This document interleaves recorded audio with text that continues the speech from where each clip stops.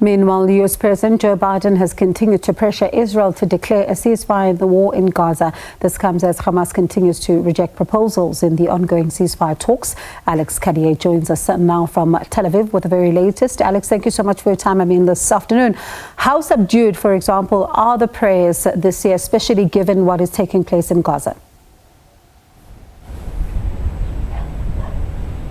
Well, certainly Eid al-Fitr will feel very different in Gaza. We've seen footage of people praying out in the streets amid the rubble, amid the destruction. It's supposed to be a time of celebration, a time of family gathering, of marking the end of the holy month of Ramadan, but clearly that will be very difficult. We also know for Sunni Muslims it is also a moment to go to the graves of your loved ones, to reflect on those close to you that you have lost.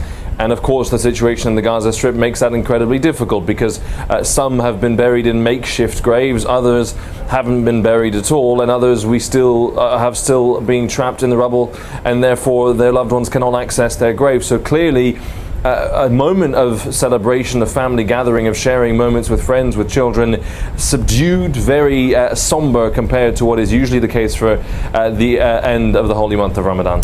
And looking at, some of the reports suggesting that large contingents, for example, of Israeli police officers deployed at the entrances as well as alleys of the city as well. I wonder what impact has this had, particularly on some of the people entering the mosque?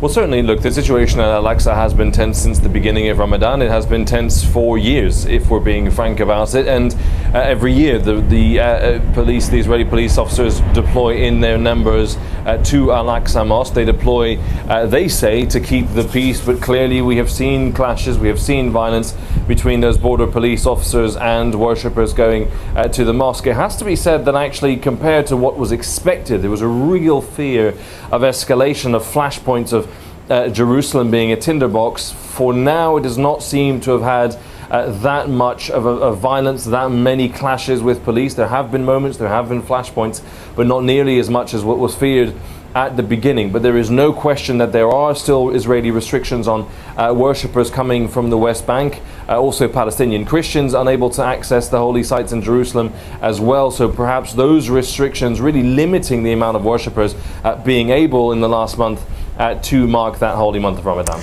And how much of the restrictions are also affecting, food aid trucks delivering, of course, to some of the people who are desperately in need?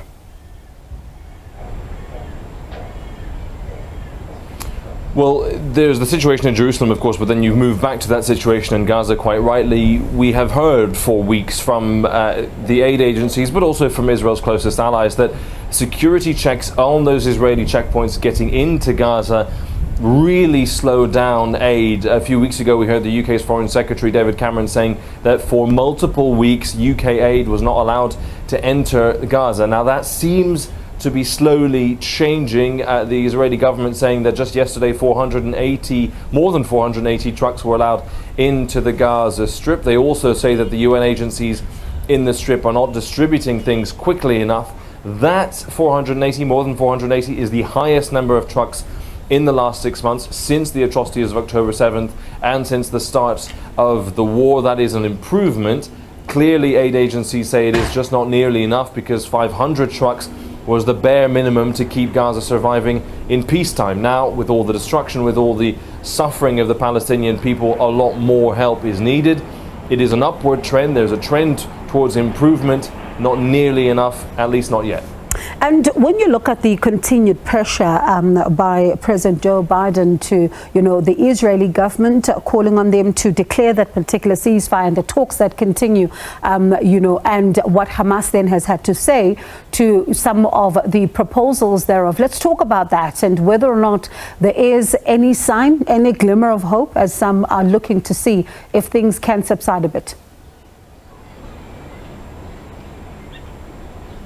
Well, it's a real question of perspective, because actually we heard again from David Cameron, from Anthony Blinken, the US Secretary of State, in the last day, saying that Israel had made some serious concessions in these negotiations. The number of Palestinian prisoners they offered to release has gone from 700 to 900. The number of civilians they say they will allow back to the north of the Gaza Strip has gone from 60,000 to 150,000. They're also have pulled out most of their troops from Gaza at the moment, but clearly they say that is in preparation for a further operation in Rafah. There have been these compromises on the side of the Israelis. That is the perspective of Israeli officials, the US and the UK. Hamas has not changed its position. They say they will not compromise at all on their initial position. The initial negotiation was for 40 Israeli hostages, the vulnerable hostages, women, elderly, injured, to be released. Hamas said they don't have 40 vulnerable hostages still alive, and they are not willing to supplement that, or at least release younger male hostages. So clearly these negotiations very challenging. Pressure on Israel from Joe Biden to just announce the ceasefire unilaterally, but clearly there isn't a lot of appetite for that in Israel, because they want to know that Hamas will abide by the terms as well. We know there's pressure from the Qatari and Egyptian mediators on Hamas, but for now, Hamas is the main party rejecting these ceasefire and hostage release talks. It does look like a lot is still up in the air. Alex, thank you so much for that update. That was SABC News correspondent Alex Cardier.